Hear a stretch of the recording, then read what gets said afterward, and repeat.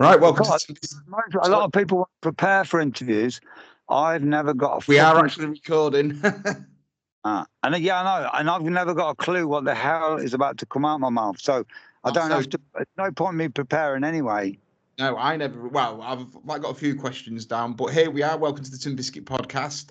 Today's guest, we've got John, and he's from something I've just learned about in the last few weeks called Camp Beagle. Welcome. Thanks for coming on, John. Can you tell us what Camp Beagle is? Camp Beagle, it's an incredible project, really. We've been a protest camp outside the gates.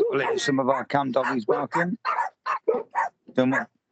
I am next, by the way. I'm sitting right next to a beagle factory. It's got over 1,000 dogs in it. You can hear a deafening noise from 1, 2, 3, 4 dogs in there. It's deafening, isn't it? You can't hear a word I'm saying. But you never hear from those 1,000 dogs because they're all in soundproof buildings. These dogs are shut in a minute. Shush, get to bed. Sorry about that, folks. They say don't work with dogs and children. Yes, so we're a protest camp. Hang on, Boris. Easy. That's it now. We're a protest camp outside a monstrous beagle factory that was set up here 50 years ago in order to supply one thing and one thing only, beagle puppies, and for one thing and one thing only, for unbelievably cruel, outdated, useless toxicology tests that the chemical industry invented literally 70 years ago. They haven't changed a bit since. So we're a protest camp, and check how long we've been here. 3.5 years has been a permanent presence outside the gates of this dog hell. It's an incredible achievement. Can I just ask, why beagles? Is it just beagles that do that? And like, sort of, if it is, why sort of that specific breed of dog? Yeah, good question. There's millions in the UK alone. There's millions of animal experiments. Okay, millions. The beagles where we are here, the Beagle Factory. This is the only actual beagle factory. There's another place called Vigo in Leicestershire. They also use beagles, but they use them for this. They use them for the same thing as they use here. Unbelievably, ready for this? They bleed beagles. There's a trade in beagles' blood. But why they use the beagle is because 70 years ago, the chemical industry, the petrochemical industry, who have become just about, when you talk about big business, there is the original big business. They needed to get their products on their market. They literally came up with this plan where they were going to be able to tell the public, we've now got hundreds of thousands of chemicals in society and they've all been safety tested. Oops. That's an alarm. That's one of the puppy killers leaving. We've got an alarm on the tent that I'm in that triggers every time a worker comes and goes. Yeah, and do you know what? That's a strange event's just happened. But I do go off subject. But do you know, here we are on a Saturday. It's 10 to 3. Do you know what time the workers leave the only massive beagle factory that there is in this country? Like I said, I'm sitting next to over 1,000 beagles. You won't hear them because they're in soundproof buildings. They leave work, the shit shovelers we call them, at 11 a.m. On a Saturday and a Sunday. Their work is finished. There's dogs giving birth here now. There's dogs, these 6-week-old puppies have been taken from their mothers. They won't see anyone until 7 o'clock tomorrow morning. But one of the puppy killers that just came in for now. So why they use beagles is because 70 years ago, the chemical industry invented these toxicology tests. They're known as regulatory procedures in government circles, in order to get their products on the market, and they're going to have a rodent, a mouse, because no one cares about mouse. Because remember, none of this is science. This is in order to come up with a form of a way of getting their products onto the market. Because I'm not a 70-kilogram mouse, thank you very much. When I'm sick, I don't go to the vet. But the original idea 70 years ago, we were going to test this on a rodent and a non-rodent, and they chose the beagle. The reason they chose the beagle is because this is a sickening reason, is because they were easy to handle because of they're a gentle dog. When it comes to human beings, they're not aggressive. So they're able to, like a standard beagle thing, that toxicology test, they'll have to take 9 blood samples per day, 9 injections per day. And beagles, bless them, they're quite docile when it comes to defending themselves against human violence. We take advantage of their beautiful nature, So, like, they were quite a trusting dog then. You wasn't. to pick a dog that's got an amazing history of the Beagle. It's a hunting hound. They've had to pick one of the dogs. Like here I'm at this Beagle prison where there's 1,000 dogs right now, and there's not even any workers in there. There's lots of security. There's security people with guard dogs. There's not a single worker in there. And those dogs never see the sky. They never get out. Now they're skidding in their own piss and shit, and they won't get even cleaned out till Monday. But they've just happened to pick one of the dogs with the most active brains in the bloody universe. Speak to anyone who's ever known a Beagle. Their minds don't switch off. And there they are. You know, they've never seen the sky. They were never destined never to feel a drop of rain. And it's quite I like run at the use security with dogs at a dog breeding for like sort of facility. You was mentioning there's no one there at the factory except for the security. So like I would have thought in a place like that they would have, if they've got regulations, someone would have had to been there 24/7 purely for the care of the dogs. Anyway, no. If you go to their website, they've got veterinary 24/7 care and attention. I can tell you now, that's a lie. Do you know a quote, George Bernard Shaw, the famous playwright? He said 100 years ago, he said this, and vivisection is another term for animal testing. He said that anyone who wouldn't hesitate to vivisect would hardly hesitate to lie about it. And that's when they put on their website, these dogs have got not only coverage of 24 hours, but they've got veterinary coverage. It's a lie. I'm here now. I'm a witness. There's nobody in there except security guards. And I've lived here as a nosy neighbour next to this place for 3.5 years. I've known about this place for decades. I went to prison 30 years ago for raiding this place for the crime of burglary. In my term, I liberated 82 dogs. Went to prison for that. When we came here to the camp, when we actually set up as nosy neighbours, and I used to have to study this place. When we raided it in the past, you'd have to come here night after night. But when we actually live here and we can record who comes in and out, you've just heard the alarm going off. When on that first weekend, when I discovered, oh my God, hang on. I couldn't believe it. Hang on, they've all left. It's 11 o'clock a.m. and we must have made a mistake. There must be someone dropped off in there and pick them up later. 3.5 years later, no. They leave. Hey? That was a false alarm. What's the actual place called? Is it MBR? Sure, yeah, MBR. No, dogs, please. I have to go. Shush. Dogs, eh? Right. Willow, shush.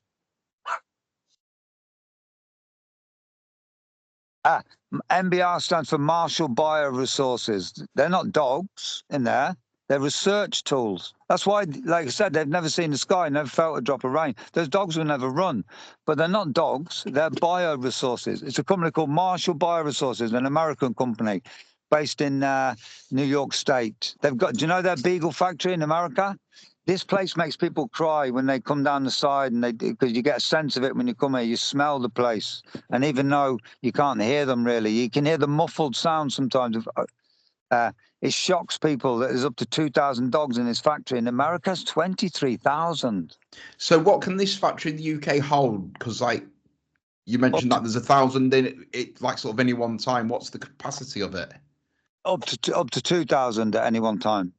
And where do they take these dogs? Is the separate laboratories that perform the? This is their breeding station. This place was built. This actual site was built 50 years ago as a breeding station for the nearby Huntingdon Research Centre. It's called the largest toxicology. I can't impress enough. These beagles get used for toxicology tests that were invented by the chemical industry 70 years ago. So there's these things called contract research centres. The chemical and pharmaceutical companies pay them to do these regulatory procedures. When I say chemical companies, all the food additives, everything that's in the paint, everything that's in this phone that I'm using, it's all full of chemicals and chemical compounds. Every one of those has been subjected to regulatory procedures, tested on some mice and some dogs, and then released onto the market. Can you believe it? Yeah.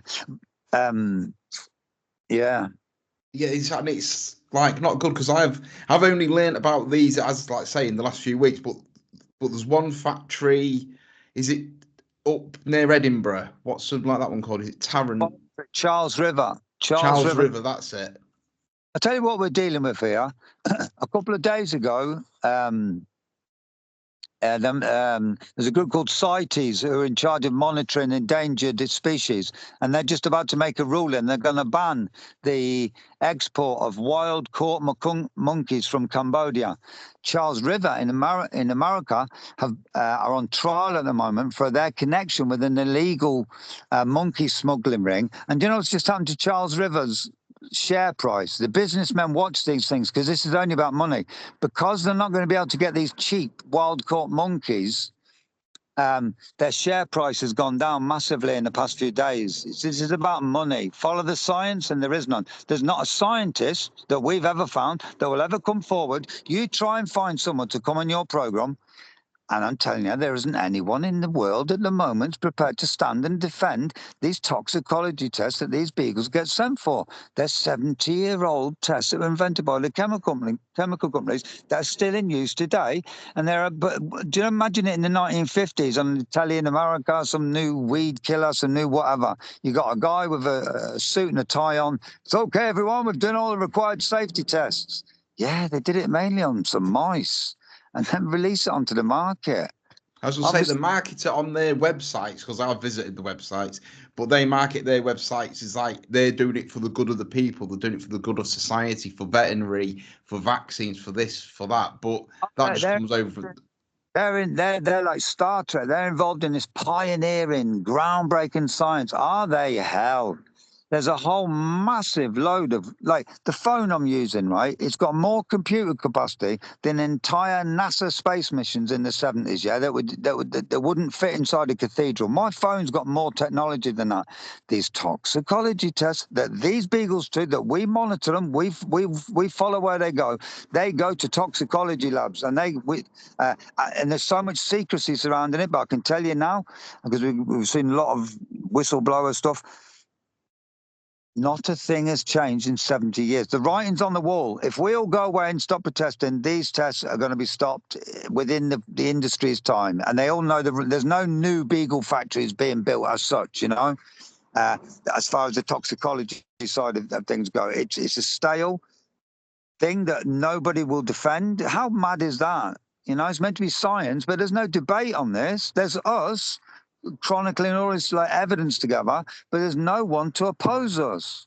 What do the government actually say, and what regulations is the set in place for like this sort of thing? It's heartbroken. I'm sitting here heartbroken, and you know, I'm trying. I'm not making a joke here, but what they say is, you know what I mean, do you? By just cut and paste, nothing. Labour Party. Do you know things come in cycles? Hey, shush, dogs. It's a man called Barry Horn, good friend of mine. He died on hunger strike in prison because the Labour Party back in the 90s had promised to have a royal commission into vivisection. That's what it needs. It needs an investigation. That man died in prison because of Labour's broken promises. Here we go again. We just had the Labour Party. They made a manifesto pledge to get rid of animal testing. What have they done? What have they said since then? Even in a frightening way, you know. And what have they done since then? Absolutely nothing. But a lot of pressure is building up by us being here, by the Camp Beagle Project, not us alone. But we know we've played an instrumental role in putting animal testing back on the agenda. And do you know what else? I'm doing this interview with you, wicked podcast. Hopefully it gets out far and wide. In the 3.5 years, we've had no mainstream media coverage of this at all. And you think to yourself, hang on, puppies being tortured, you know, global multinational companies. The dogs have never seen the sky in their life, never felt a drop of rain. And from here, they get sent to a laboratory and got a tube put down their throat called a gavage and poison put down it. That's like a tabloid heaven story, let alone mainstream media. We've had no mainstream media at all. We've been have you had any local media papers coming or anything like that? Local news channels, local news? Dead. Journalism's dead. To be honest, definitely, we could get another piece in the local paper, kind of, if we wanted. But do you know what the crack is? And it's nothing to do with our local paper. It's everywhere now. You send in your press release and you send them the photographs, and they'll do some cut and paste thing on that. Do you know what I mean? The days of journalism died. We haven't had any. The only people we've had down here I'd call old-fashioned journalists. You know, someone with a sort of notepad and pen, but now, recorded everything. No, they've also been sort of non-mainstream media people. It's when Rising, for example, they came here and they came here twice, brilliant. They took away 5 dogs, first of all, liberated them, and then came back again and did 20 dogs. And they're the kind of new kids on the block within activism in the past sort of decade of animal rights. And they've got a well-oiled publicity machine. So when they do an action, say, against the meat industry, the dairy industry, or the dog racing, or the horse racing, they press their buttons and they've got their software for media coverage, and they get coverage. When they came here and liberated puppies, they got next to nothing. And you think it's like screaming out for a headline, wouldn't you? Why is that? That, like, in one instance they'll get coverage, but in this instance they don't? I want to kind of answer it properly, but the immediate obvious thing, because it's like, this is for me, I've done this for 40 years, animal rights campaign against animal experiments. And we used to be the Robin Hoods. We used to be all over the tabloid media, and it was the nasty, evil scientists. That was like in the 80s and 90s. And then we were getting very powerful, and we were beginning to shut places down. We were shutting laboratories down and breeders. Like I said, this is the last dog factory left.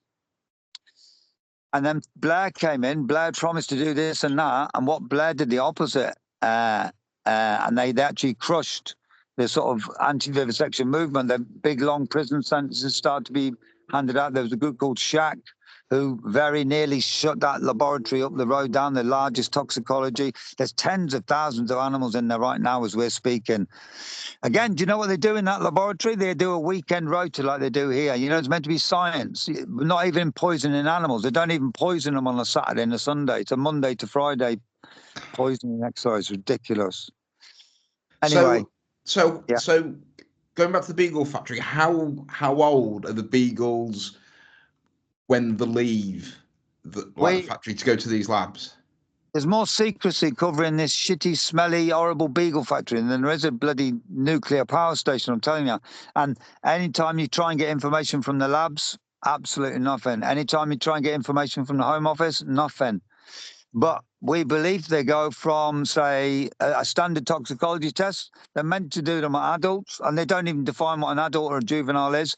But they sell them on from about 16 weeks, from about 4 months old up to about 8 months old, depending on what the client wants.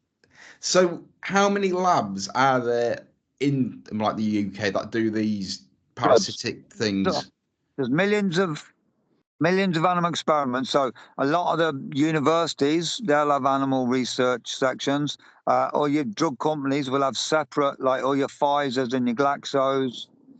But what we've discovered through our analysis of heavy monitoring of these particular vans that come here, they go to these LabCorp, which is a contract testing research lab. They go to Sequani, which is a contract research testing lab. And they go to Charles River in Scotland, which is a contract research lab. And then they go to LabCorp, then they go to Sequani, then they go to Charles River, then they go to LabCorp, then they go to Sequani. Do you know what I mean? It's like it's like a circulating thing. So is LabCorp, is that one in Harrogate?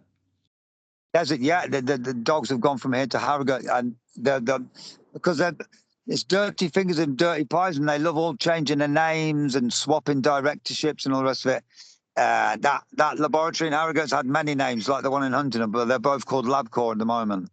But LabCorp becomes something else in 5 years' time, some other innocuous name. Because also you've got B&K Universal, but they're not beagles, are they? What do they do? 3 beagles there. This place is a replacement for that because they were taken over by Marshalls, back to Marshall Bioresources. It's always very tangled. On paper, Banton and Kingman are not connected to MBR Acres, but the fact is that Banton and Kingman is the head office. It's all very tangled. If you try and follow the directors, that gets so tangled. The money ends up in Denmark at some point, all the shares. This company called Great Divide APS. But so Banton and Kingman are the sort of kind of parent company in this country of this place. But they do a good job at keeping everything secret too. So do they breed beagles there, or is that rodents and ferrets? Yeah. Do they test on monkeys in the UK then, or is that? Yes, they do. There's undercover. There's whistleblower footage from Charles River Laboratory in Scotland where they got monkeys. And now we got people. We try and monitor the vans from here to where they go, and also now when the monkeys get imported, wild caught monkeys from Mauritius and Cambodia, we have a little network of people now that tries to track those vans. And I was indeed, about to say, how did they get the monkeys? Did they breed the monkeys here, or do they import them from elsewhere? there is hunting done. The big laboratory up the road, they breed monkeys there. That into this country, mainly they import them now. They import new monkeys from Mauritius and Cambodia. And what port do these monkeys come through then? They call them farm. They say they're all bred in captivity. It's another lie. They're wild caught and then mixed in with a small breeding population that they'll keep there. But most of the monkeys are wild caught. So, like, how do they get these monkeys in? Is it through a port or is it through an airport? And if so, which sort of? Manchester Airport. Wow. Manchester Airport. I thought all this was made illegal, like back end of the 80s, maybe mid 90s. And that again, and you won't have seen it in the mainstream media. The mainstream media, like I said, we used to be Robin Hood. There used to be films and documentaries. It'd be on the news. And then once Tony Blair got in, Tony Blair, right, he did have a meeting. There's any conspiracy. Well, I hate that term, conspiracy theory, as if the chemical companies are not as if the petrochemical industry is not involved in a conspiracy. But Tony Blair had a meeting with the pharmaceutical and petrochemical industry in Oxford, a recorded meeting, and the minutes were recorded, and they gave him an ultimatum. Unless you get rid of the animal rights movement, we're off to, like they said, either Saudi Arabia or China. And he kept to his word, and there was this big clampdown. And again, one of the clampdowns is never in the media, never have it, and that's a way of killing the debate. For example, if you try and go for, I could say they breed the Queen's corgis in here. But I don't know if the King's got corgis anymore. We can say anything we want. They never, ever respond, ever. There's never, for 3.5 years, we make these reports, scandal after scandal. They never say a word. Because you have actually had whistleblowers come in to you, haven't you? Because there was one video that I saw and it quite upset me, like quite a lot. And it was where they were putting the masks on, like the beagles, and the beagles were trying to get it off. And also, I've seen the videos where the beagles getting a repetitive walking up and down. It's just really very disgusting. It's like, that's why it's literally, it's one of those uncomfortable, worse than uncomfortable, the uncomfortable truth that's massively been buried away. I mean, Gandhi, right? Imagine all the atrocities that man saw in his life, all the violent incidents he saw. He chose his words wisely, and he said, vivisection is the blackest of all crimes. We've got undercover footage of that laboratory up the road, man, and it's disgusting. If you put in "It's a Dog's Life" and Huntingdon, they'll come up, and they're punching the dogs in the face, punching them in the face. I'm talking a left hook. So if these videos are getting released, why aren't these facilities being investigated by police? Because all roads go to the Home Office. We haven't got to this bit yet. For 100 years, right? So the Home Office, think about what do they deal with? The police, the courts, prison, immigration, all these full-on kind of issues.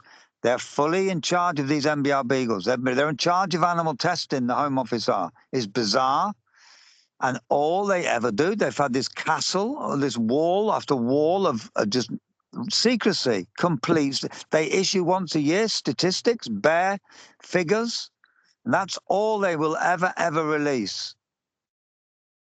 It's so strange, and as you say, it's all about money. Yeah. What else is it? If it's about science, then let's talk about the science. Give me some opposition. Give me a scientist or someone to debate with. No debate. This is going to be an hard maybe question to ask, and it might be harder to answer. But I think people need to know the truth of it all. So, what sort of experiments do they do, and what do they experiments involve? Well, because we're at Because Camp Beagle, like I said, there's millions of animal experiments, and they go into all weird stuff now, like the genetics. Imagine all the genetics they do. what You know, about the beagles, sort of specifically yeah. for the dog testing?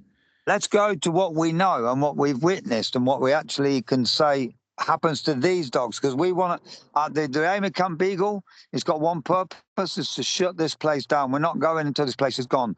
And so thank you for keeping me to that. What happens to these dogs? They go for toxicology tests, and like I said, those tests haven't changed. How many times do I have to repeat that? You know, but it's a What the, ground day thing, so I have to keep saying it. So they're just there's a 30-day test, or a 60-day test, or a 90-day test. I think there might be a year test, and it will involve getting product X. And now, for the sake of what they do in Lab Court, the Road, or Charles River, or Sequani, they don't care what the product is. It's not of their concern what the product is. In fact, with the animal technicians, they'll be testing product X473C, not some food additive, yeah? And they will then get a batch of dogs, normally 30, and no, batches of 6. So it's 32. That out of them, they might have a control dog, and then the rest of the dogs, they'll receive various doses of that subject over the 30 days or the 60 days or the 90 days. They will then record what that product, what symptoms it may show, what happens to the dog after they have these products. Basically, they'll coldly record it. The dog is shaking, vomiting, or there's no response would be recorded. After the 30, 60, or 90 days, the dogs are then killed. They're then post-mortems.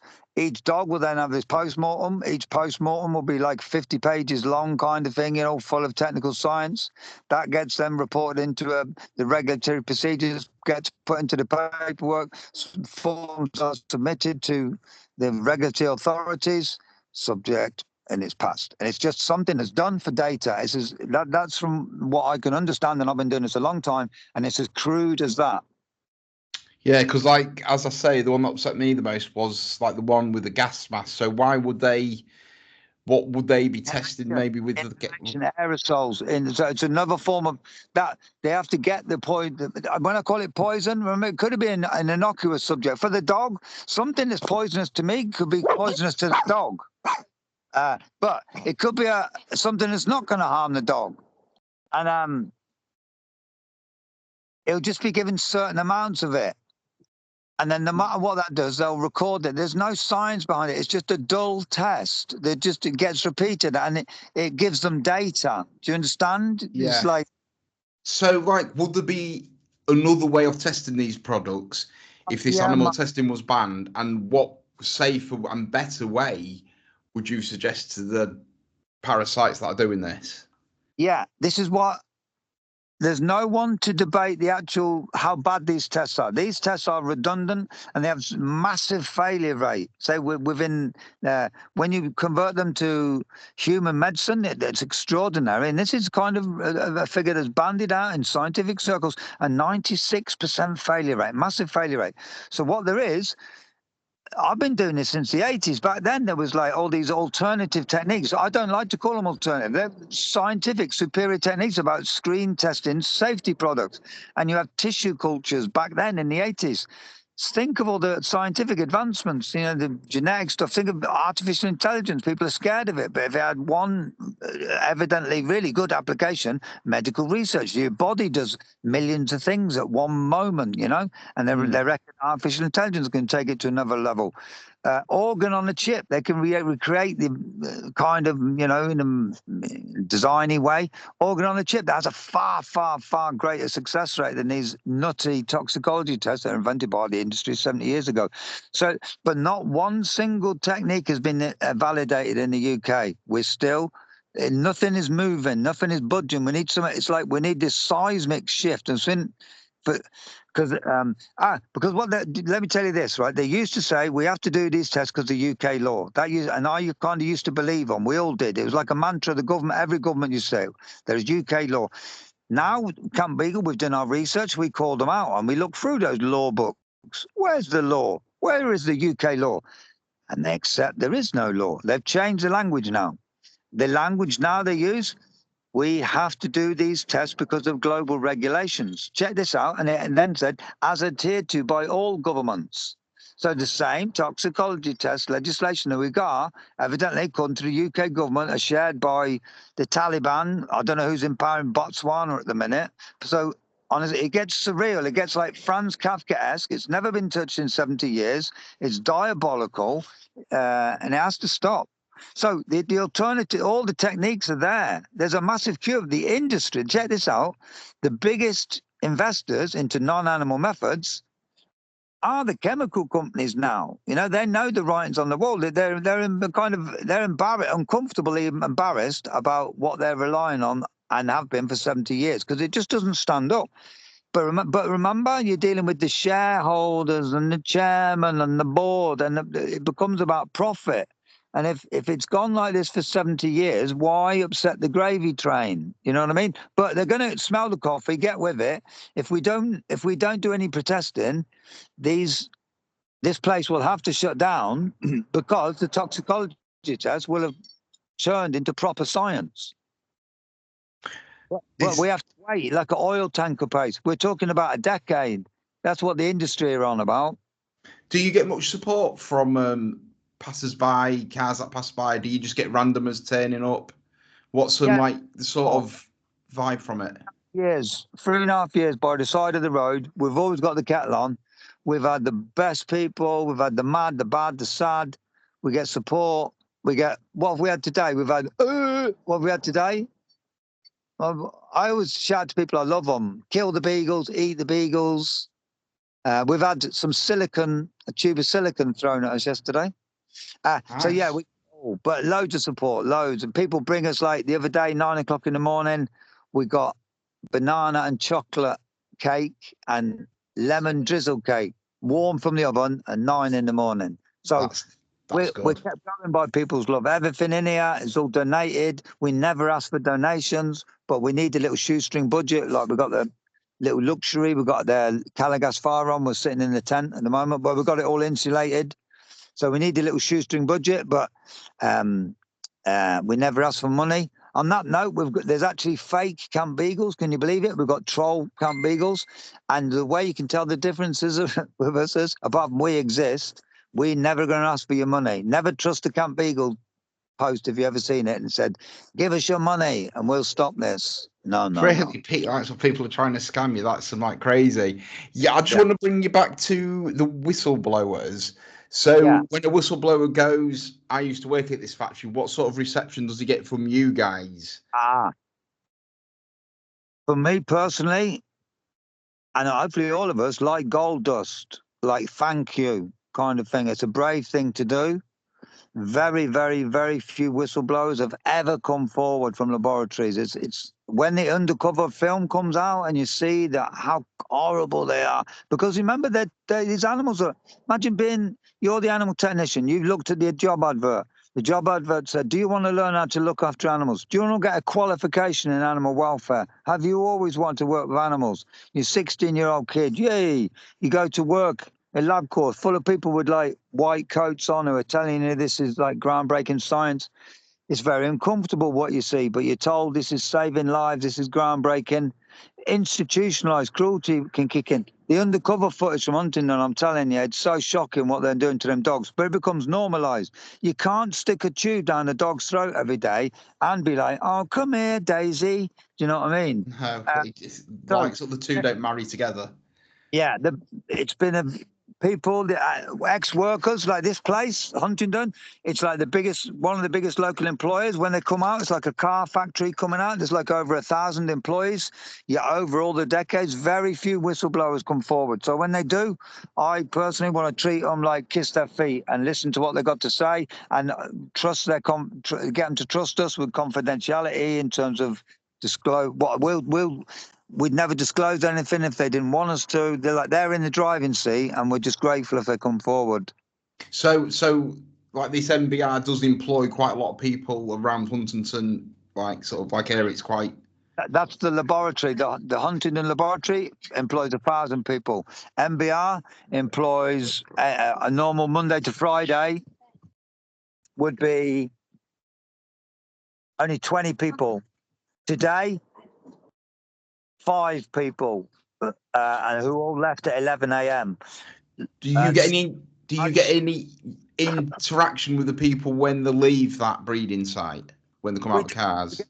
We don't. We're opposite the gates. To be honest, it's a bit of a kind of battle line that's been drawn up, and it's a bit, to be stereotypical, a bit like, I don't know, sort of kind of good versus evil. You're the puppy killers, and they tend to be a very. You kind of get some feel of them, even though there's no such thing as a conversation. I've cross-examined them in court. They spent £3 million to try and get rid of us in an injunction, so I got to cross-examine them. That was fascinating. I asked one of them while I was cross-examining in the High Court.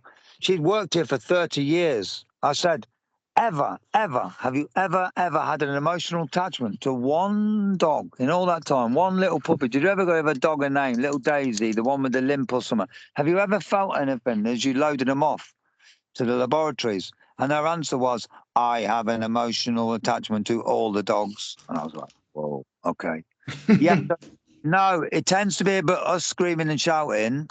It's very difficult to break that down. It's a bit of a stereotype, and we've got a quite strong one of it here. And no, there's no love lost. If I can just say it how it is, they're fucking hell, man. Like I said, see the job advert. Do you want to learn how to look after animals? You walk into this place at MBR, it's a hellhole, And if you end up biting your lip for the first month, maybe you'll end up working here for a while. It has a high turnover of people, but there's people that for sure, once you can work in here for a year, then you're gonna work here for decades. What do you want to do when you leave school, little Johnny? I want to kill puppies, miss, because they kill dogs in here. They bleed them to death. I bet you don't believe me. I didn't believe it. I've been involved for a year. They actually bleed the puppies at that site where they breed them. I said about secrecy. Mm-hmm.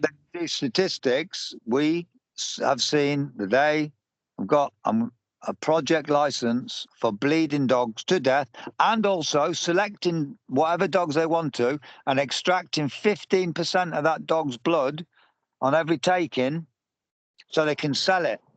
I thought this was just a breeding site, though, but I didn't think they had a license for that.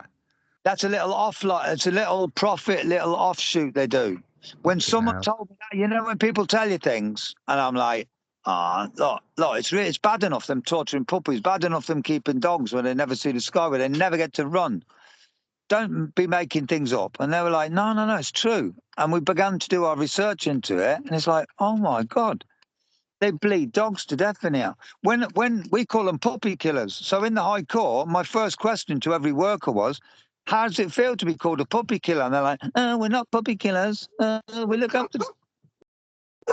Hang on, we've got dogs arriving. That's all right.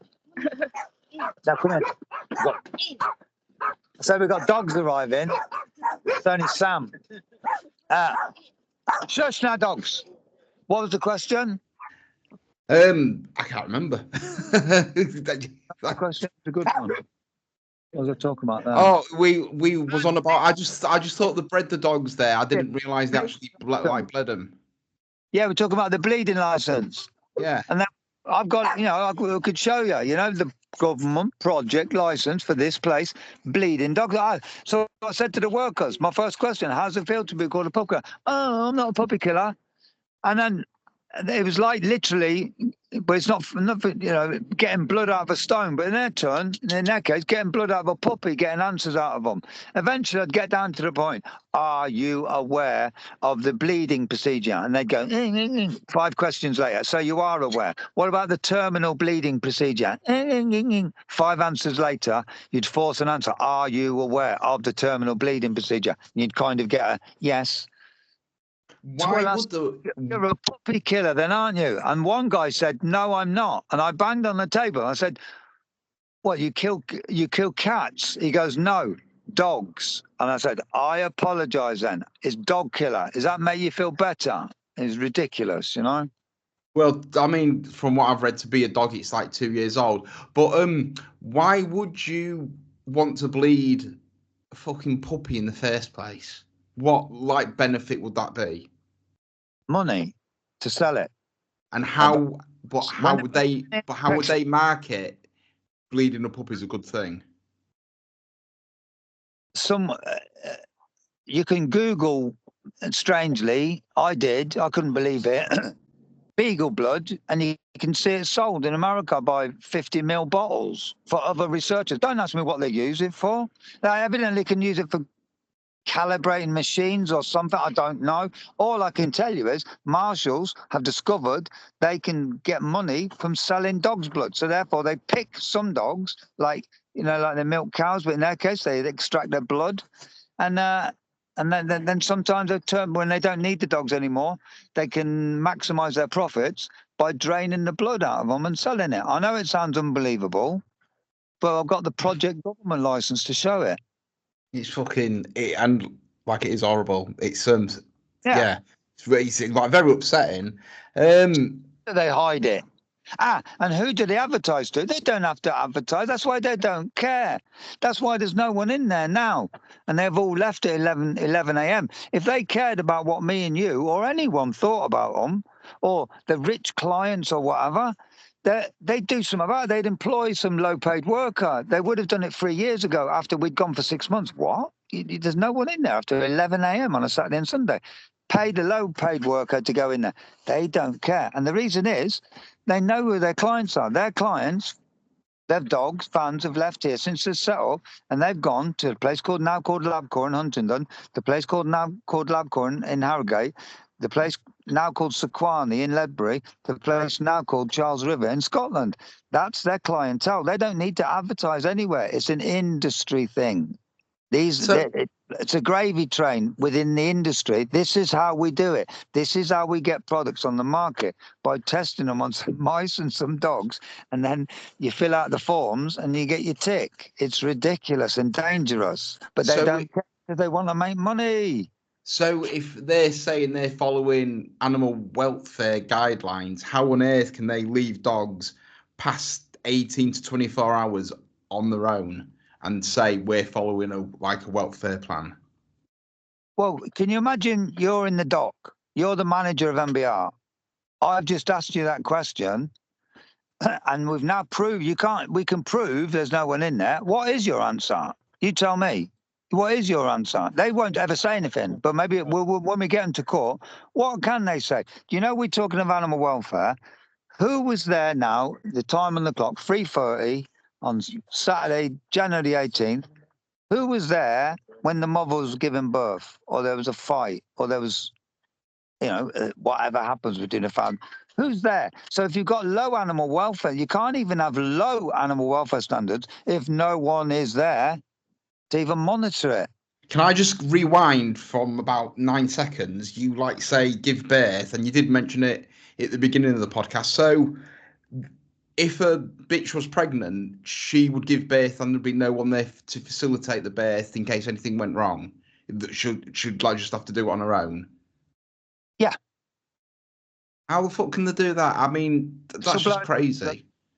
I know. It's as if I don't get it. Well, I tell you what I don't do. I could walk down the side now. Maybe I'll do that actually. When we're coming to the last 5 minutes or something, I'll walk down the side and you'll be able to hear puppies, right? That are about, I can tell, I'm a doggy person. They're about 12 weeks old, no older than that. Yeah. Now I've got my little Pepper in front of me. She's chewing the table as we speak. She's 9 months old, and I've only had her a few months. But even when I had her, she'd be like, how old was she? Like 4 months. I was feeding her like a good little daddy, you know what I mean? Regular and often at that age, 5 times and 6 times. And I was feeding her wet mash, There's puppies in there now, 7-week-old puppies that are sitting next to a bucket of dried kibble. How can that be right? And it's as if They want the survival of the fittest. They don't care about the runts. This company, Marshalls, we know if a dog was born with different colour eyes, for God's sake, they want a standard dog they sell to the laboratory. If they've got different colour eyes, they'll put them to sleep. Any form of disability, put them to sleep. Any form of imperfection within their standard breed, they'll be put to sleep. And they don't want to sell runts. So why keep a runt alive? We know from the whistleblower, she did the fatal thing of being attracted to one dog. We've got film of that dog. She asked if she could do some extra feeding on this run. She was told no. She begged them if she could feed the dog over the weekend. That was refused. That dog was put to sleep on the Monday. They'll put puppies to sleep often on the Monday morning after the weekend. It's as if they want to weed out the week dogs. What? Every time a van leaves here and goes to Lab Course Sequani, Charles River, Lab Course Sequani, that's over £100,000 worth of property in those vans. So you can see where we're coming from. Well, yeah, but yeah. You was mentioned different eye colour. What on earth would a different eye colour have to do with how they would process an experiment on the dog? That information comes from two places. From Italy, that was done. In Italy, I haven't talked about Italy, for God's sake. Why are they here? Why is this? It's been here for 50 years, but under different ownerships. And I won't go into the ownerships because it's too tangled and it's the same names that always keep cropping up. But Marshall's wanting to move into England. Or moving to Europe, what am I on about? They set up a big dog factory in Italy. In Italy, like this, like we've got now, people started campaigning. One day, the local people all got together and they charged in and they got loads of dogs out. The police got involved and they prosecuted them. As a result of that prosecution, a judge got involved. When the judge got involved and saw what was happening inside the doghouse, was disgusted, ordered an investigation. MBR's European manager went to prison in Italy, and the senior vet for doing exactly what they do. Things like using sawdust. They discovered in an investigation in Italy, in a 2-year period, 98 puppies died from ingesting sawdust. What did they use in here to mop up the piss and shit? Because remember, the dogs never get out. They used sawdust. They got imprisoned in Italy. So what did they do? They came to the UK. They fled to the UK where they get full protection by the Home Office. For what they're doing here is what they get imprisoned for in Italy. Do they still use sawdust here then for like that purpose? By the lorry load comes from Germany, wasn't it? Yeah, that comes by the articulated. Everything they get here is by the articulated lorry load. They get the food by the articulated lorry load. They get the sawdust. They use you can outside every air fan here. You can see sawdust gathering. That's madness. You say you can sometimes hear the dogs when they're leaving the facility to go to the labs in these vans. Yeah, and it's horrible sound. How often does that happen, and how many dogs can they we count all the numbers. So there's a kind of a regular pattern to it. You could say kind of weekly. One van per week. Oh, it's more than that, isn't it? It's more than one van per week. So if it doesn't happen one week, there might be 2 vans the next week, or there might be 3 vans, and then maybe the next week there might not be any. So at least one a week. That's crazy. Because I'm on audio and you're on film, and you did mention you would go down the side. Would you mind showing us down on the side of the building? I'll go down now. We've got enough battery. Oh, look at that. Yeah, 35%. Yeah. And just sort of give the viewers a... Yeah, just coming out of the tent now, and you get out. We live right next to this busy. So we're in the country, but we're right next to the road. When we first moved in with like little Euro height tents, I'll tell you this, we're like right next to the road. It'll sound awful. And it was so dangerous, these big lorries coming past. And you had to choose as you went to sleep in this tent next to the road, whether you were going to someone was going to run over you, whether you were going to go over your legs or your head. I remember a few times choosing my head thinking, oh, that'd be a lot quicker. I was just about to say it, would be a lot quicker. So now we've got a kitchen, it's a vegan kitchen.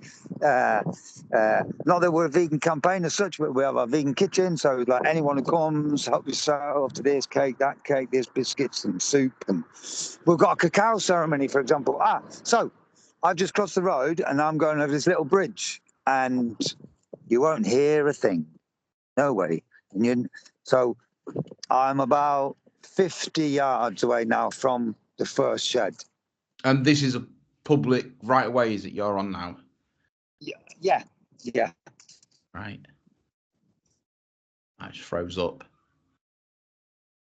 You still there? Hello?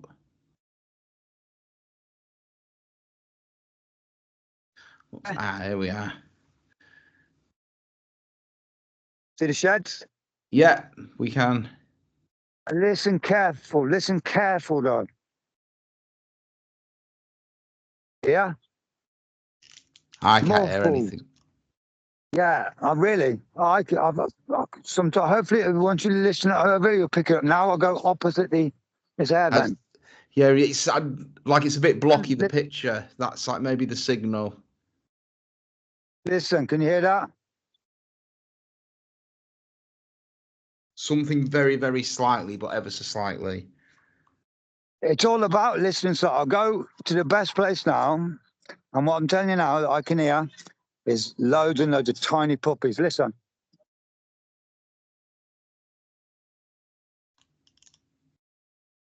Shall I turn my camera off? So in case it record, I'll turn my camera for a sec. Can you hear that? Yeah. Yeah. I'm listening to about 30 puppies visibly from this particular area. If I wasn't near the event, I can walk 20 yards away and you won't hear a thing. But I'll do it. Look, I'll walk 1, 2, 3, 4, 5, 6, 7, 8, 9, 10, 11, 12, 13, 14, 15 yards away. You kind of just get a muffled thing now. Yeah. And there's no way. How mad's that? So these, and the age of these dogs, very young. And we know from the whistleblower footage, they've got a bucket of dried food next to them. Do you know, like young puppies are like piranhas. You know what I mean? You put anything in front of them and they're like, oh, yeah. Yeah, tell me about it. Their feeding regime is like a bucket of dried food and they're like 7 weeks old.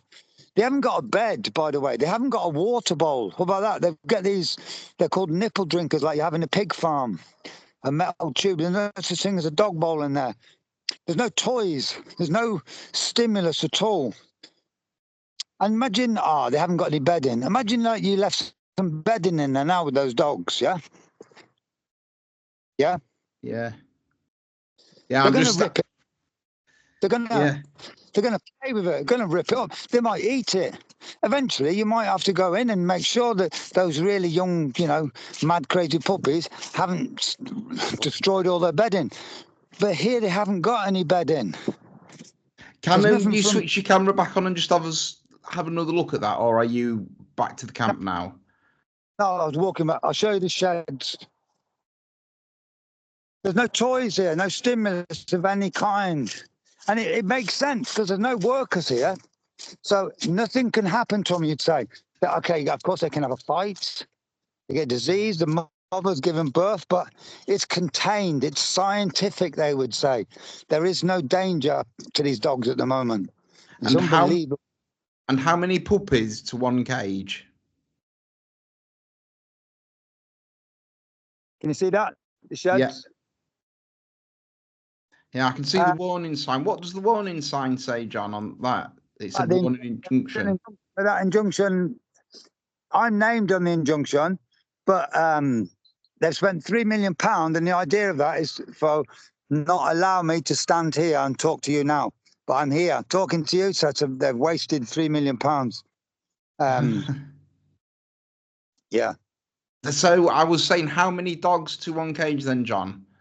They don't keep them in tiny cages, but they'll be about. They'd keep the litter of puppies together. They'll be the litters, and then in one little compound, say about 6 foot square, they'd have about 6 puppies. Remember, they never get out. They never go for a walk. Ever. No, it's.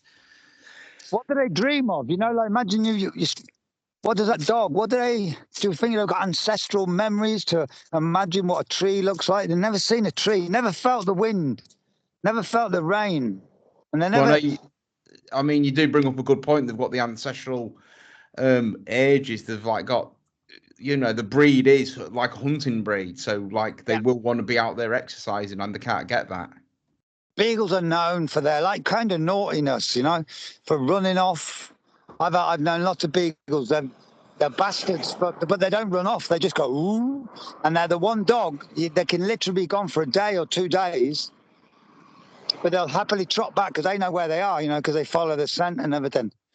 But they love to go off, the beagles, and their minds don't switch off. So they've picked one of the creatures that's been deliberately to have an active mind, and they stick them in a prison, but they never get out.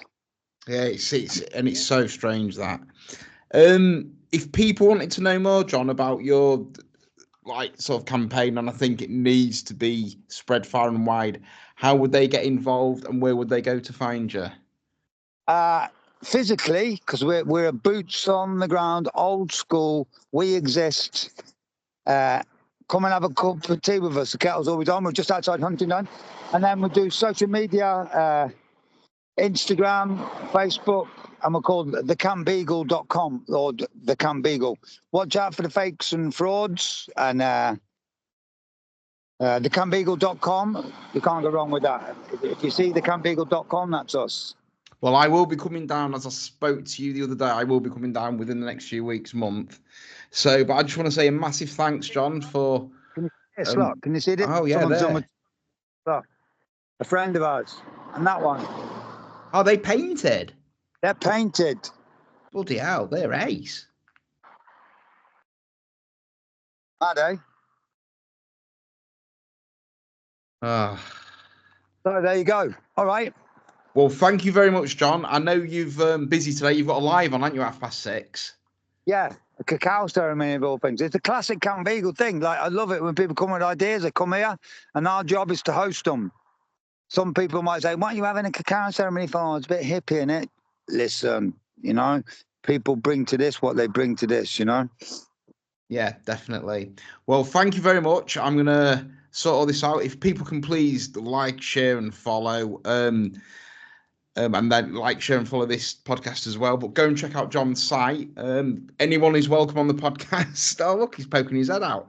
Anyone who's welcome on the podcast, but please remember it's all fully free speech and unedited.